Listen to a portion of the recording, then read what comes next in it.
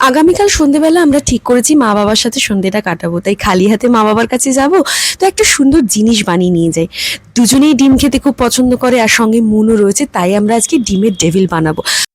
সন্ধেবেলা বাড়ি এসেই ঝটপট করে প্রিপারেশন শুরু করে দিলাম। কড়াইতে তেল গরম করে রসুন কুচি পেঁয়াজ কুচি দিয়ে অল্প একটু নুন দিয়ে ভালো করে জিনিসটাকে ভাজলাম। পেঁয়াজটা যখন নরম নরম হয়ে এলো তারপরে আমরা দিয়ে দিলাম পেস্ট করে রাখা চিকেনটা। এবার এটাকে ভালো করে আমরা মিক্স করব।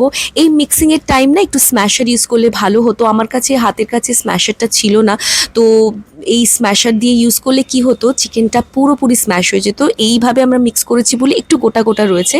তো যাই হোক, এটাকেও আমরা পরে ম্যানেজ করে নিচ্ছি। তো চলো একে একে গুঁড়ো মশলা দিয়ে দেবো। লঙ্কা গুঁড়ো, ধনে গুঁড়ো, জিরে গুঁড়ো, একটু হলুদ গুঁড়ো। আর এক্ষেত্রে লঙ্কা গুঁড়ো বলতে কিন্তু আমরা কাশ্মীরি রেড চিলি পাউডারটা ইউজ করেছি। তারপর স্বাদ অনুযায়ী আমরা দিয়ে দেবো কাঁচা লঙ্কা কুচি। এরপর বাইন্ডিংয়ের যে মেন ইনগ্রিডিয়েন্টস সেটা হচ্ছে বয়েল আলু। সেদ্ধ করে রাখা আলুটাকে অলরেডি স্ম্যাশ করে রেখেছিলাম, কিন্তু যেহেতু নুন দিইনি তাই আলাদা করে একটুখানি আলুর ওপরে নুন দিলাম স্বাদ অনুযায়ী। এরপর আমরা পুরো পুরটাকে আমরা ভালো করে মিশিয়ে রেডি করে নিয়ে ধনেপাতা দিয়ে নামিয়ে নেব। এরপর দেখো পুরটা যেই ঠান্ডা হয়ে গেছে তাই আমি হাতে আবার ভালো করে একটুখানি মিক্স করে নিচ্ছি। আর যেহেতু ডিমের টেবিল বানাবো তাই ডিমগুলোকে গোটা গোটা সেদ্ধ করে ছাড়িয়ে আমি রেখে দিয়েছি। দোকানে আমরা যে ডিমের টেবিল খাই হাফ ডিম থাকে, কিন্তু আমরা যেহেতু বাড়িতে বানাচ্ছি তাই আমরা কিন্তু গোটা গোটা ডিমের টেবিল বানাবো। তো চলো এবার আসল কাজটা আমরা সেরে ফেলি। সেটা হচ্ছে ডিমের টেবিলের যে পুরটা সেটাকে এবার আমরা ডিমের মধ্যে কোট করব। তো সবার আগে হাতে একটুখানি তেল নিয়ে দেখো এক হাত ভর্তি আমি চিকেনের পুরটা নিয়ে নিয়েছি। একটা গোটা ডিমকে পুরের মধ্যে ভরতে হবে, তো একটু বেশি করে তো পুর নেবই, তাই না? তো চলো এইবার কি করব, আলতো হাতে আমরা ডিমটাকে পুরের মধ্যে আস্তে আস্তে কোটিং করব। এই দেখো ঠিক এইভাবে আস্তে আস্তে করব।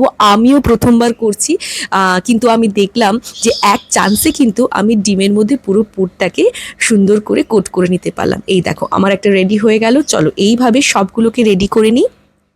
তারপরে আমরা এর ওপরে যে কোটিংটা দেব সেটা আমরা তোমাদেরকে দেখাচ্ছি। তো একে একে সব ডিমগুলো এইভাবে রেডি করে নিলাম। পুরো এক একটা বোমের মতো দেখতে লাগছে, কি সুন্দর দেখতে লাগছে, মনে হচ্ছে এখনই খেয়ে ফেলি।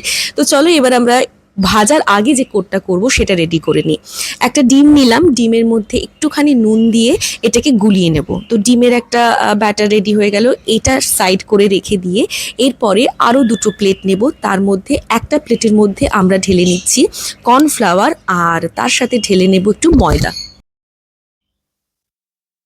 এবার এই দুটোকে ভালো করে মিশিয়ে নিয়ে সাইডে রেখে দিলাম। এরপরে আরেকটা প্লেটে নিয়ে নিলাম ব্রেড ক্রামস। তো চলো এবার আমরা শুরু করব 2 লেয়ার কোটিং।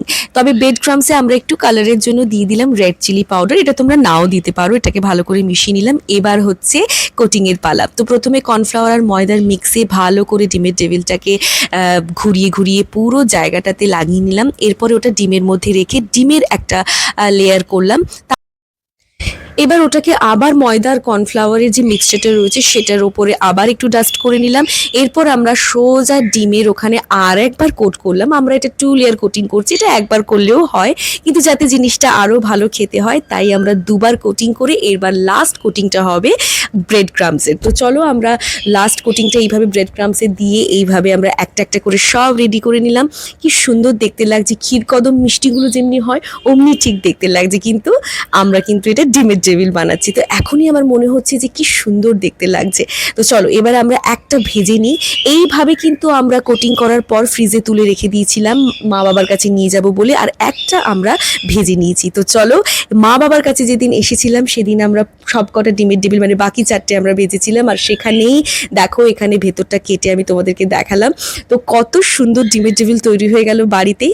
তো চলো কেমন লাগলো রেসিপি অবশ্যই জানিও। দেখা হচ্ছে